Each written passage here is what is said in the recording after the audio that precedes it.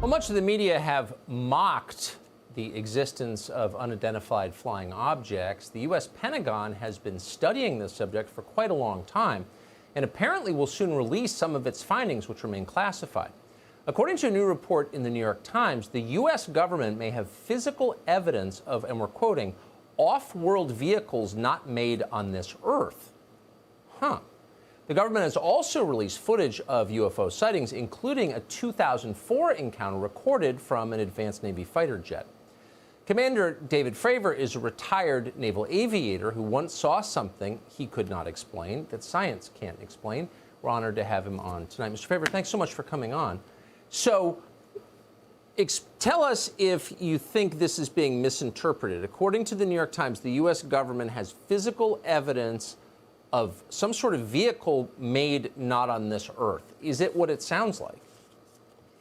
Well, it sounds that way to me, Tucker. I just, I never want to speculate what the government truly has, but I would say there's stuff out there. I mean, the four of us that chased the Tic Tac in 2004 have attested to it multiple times that what we saw exceeded anything that we had in our inventory, far superior to the airplanes that we were flying in at the time they were brand new. So I would say, yes, there's something out there, and hopefully the government does have stuff.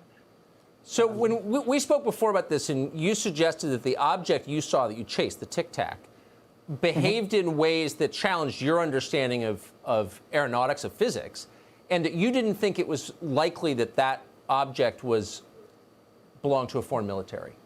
Do you think the U.S. government has concluded that this is not Russia, China, or some other country?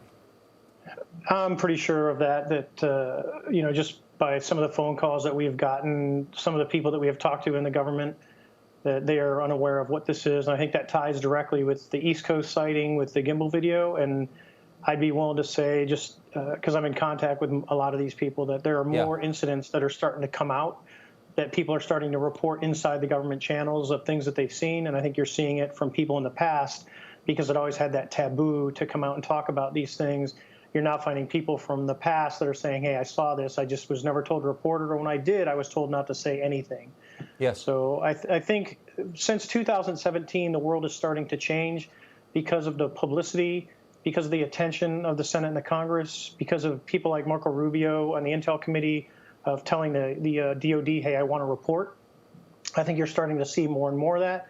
And I would say if the government does have stuff, and I don't know what they have, but if they do, I would think that, there's probably stuff. If you go, Roswell was 73 years ago. If something did happen, because there's a lot of speculation that there was something other than a weather balloon, where's all that at? Yeah. I mean, if just by odds, something would be here. So that raises the question, why all the secrecy? I mean, clearly the U.S. government has lied to the public for maybe 73 years. Why do you think?